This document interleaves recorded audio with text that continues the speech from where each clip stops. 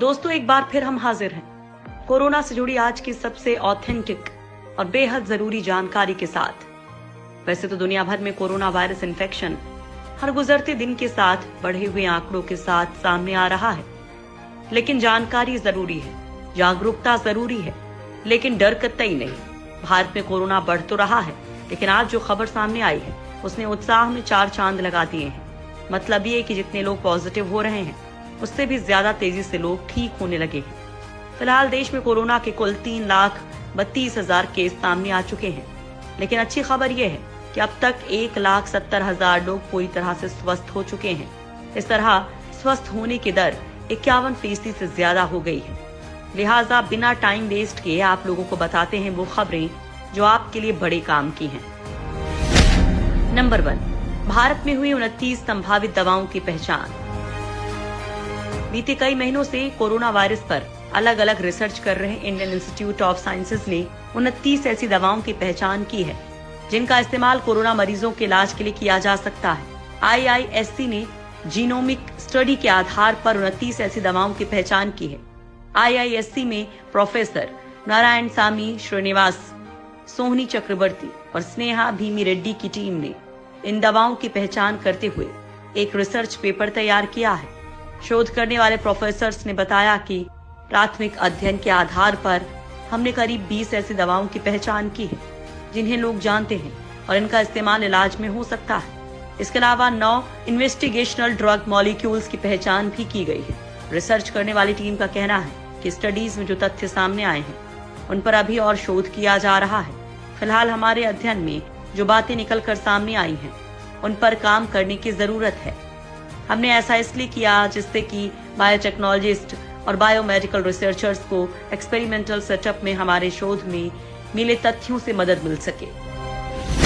Number 2, रूस ने corona vaccine बनाने का किया दावा।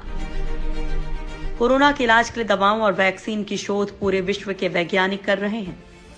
किसी देश में दूसरे चरण की टेस्टिंग चल रही है तो कोई देश अंतिम चरण की टेस्टिंग का दावा कर रहा है, लेकिन इन सब के बीच रूस ने कोरोना की वैक्सीन बनाने की आधिकारिक घोषणा कर दी है।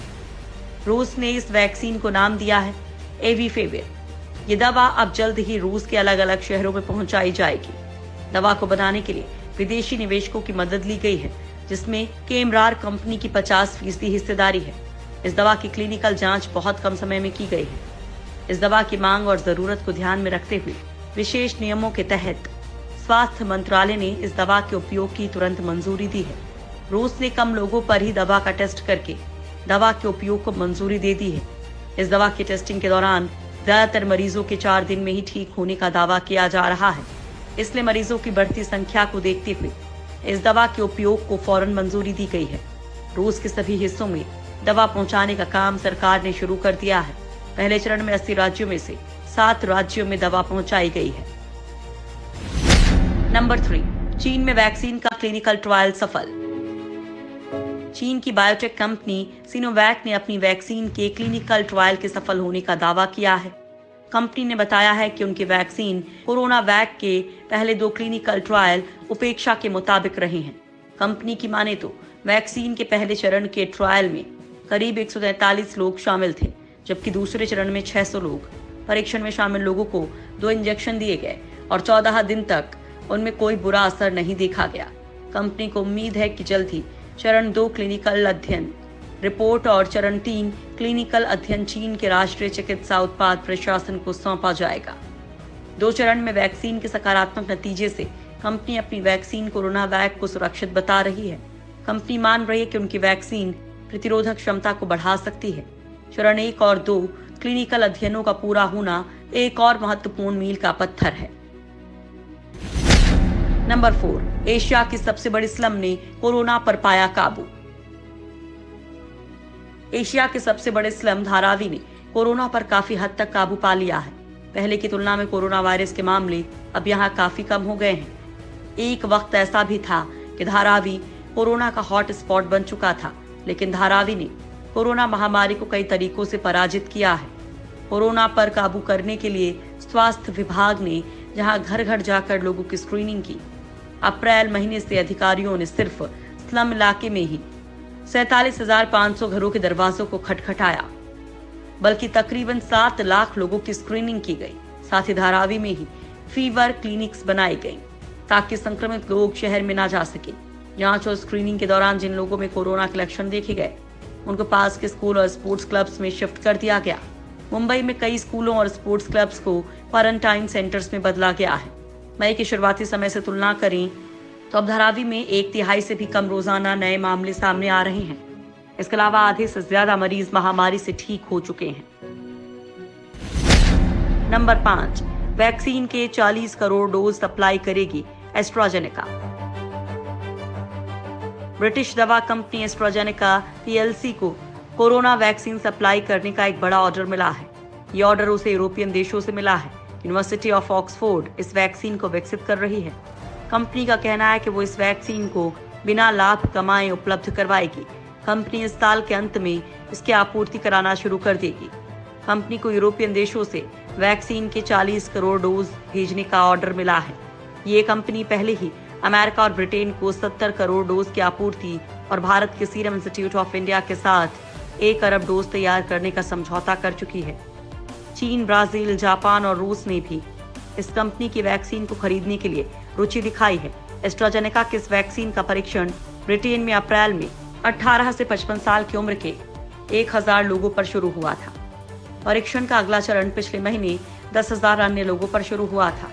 एस्ट्राजेनेका के वैक्सीन के लिए ऑक्सफोर्ड यूनिवर्सिटी के साथ वैक्सीन का एग्रीमेंट किया गया है। इस वैक्सीन को ऑक्सफोर्ड यूनिवर्सिटी के जेनर इंस्टीट्यूट ने ऑक्सफोर्ड वैक्सीन ग्रुप के साथ मिलकर विकसित किया है। नंबर 6, होम्योपैथी दवाओं के परीक्षण की तैयारी। कोरोना मरीजों के इलाज में होम्योपैथिक दवाइयों के परीक्षण की तैयारी की जा रही है।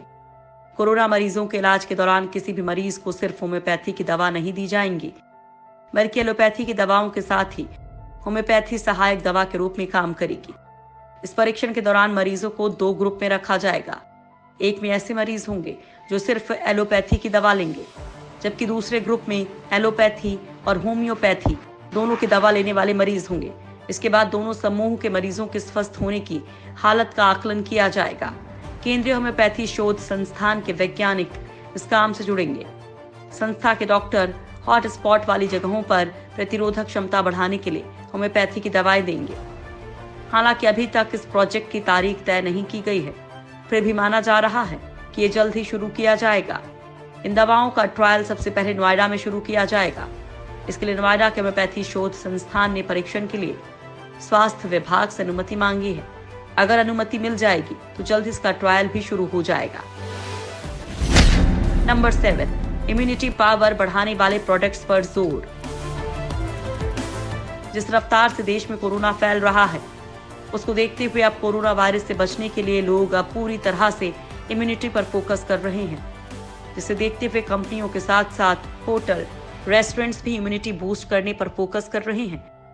कोरोना ने हेल्दी फूड्स और बेवरेजेस को महत्व को साबित किया है। आंकड़े बताते हैं कि लोग इस तरह के प्रोडक्ट का उपयोग कर रहे हैं। इससे बिक्री भी बढ़ी है। डॉक्टर से लेकर एक्सपर्ट तक यही मानना है कि बचाव और इम्यूनिटी को मजबूत करना ही कोरोना से बचने का एकमात्र रास्ता है। हाल ही में हल्दी दूध, तुलसी दूध, जिंजर दूध, हनी हल्दी लाते, काढ़ा और विटामिन सी से भरपूर प्रोडक्ट्स बाजार में आए हैं। इसे लोग हाथों हाथ ले रहे हैं। दरअसल कोरोना वायरस से बचने का एकमात्र तरीका इम्यूनिटी है और इसे बढ़ाने के लिए लोग अब हर्बल चीजों पर ज्यादा ध्यान दे रहे हैं और शायद इसी वजह से इन चीजों की बिक्री बढ़ी है। नंबर 8, भारत में नवंबर में हो सकता है कोरोना का पीक। भारत में कोरोना का नवंबर महीने में पीक आएगा। 8 सप्ताह के लॉकडाउन की वजह से महामारी का चरम स्तर 34 से 76 दिनों के लिए टल गया है। वहीं लॉकडाउन के खत्म होते होते 69 से लेकर 97% मामले कम हो जाएंगे। ये बात Indian council of medical research द्वारा गठित एक रिसर्च ग्रुप की स्टडी में सामने आई है।